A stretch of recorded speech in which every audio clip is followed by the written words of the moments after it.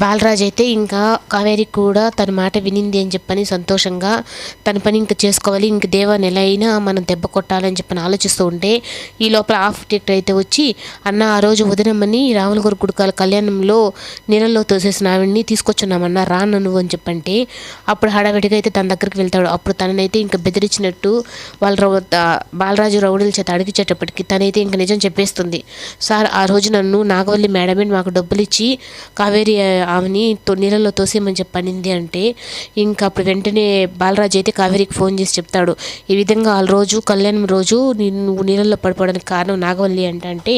ఇలాంటి పనులన్నీ తనే చేస్తుంది, నేను జైల్లో ఉన్నప్పుడు కూడా చాలాసార్లు నా మీదకి అటాక్ చేసింది అని చెప్పని అంటాడు. అయితే సరేను నేను మహి వాళ్ళకి పుట్టినరోజుకి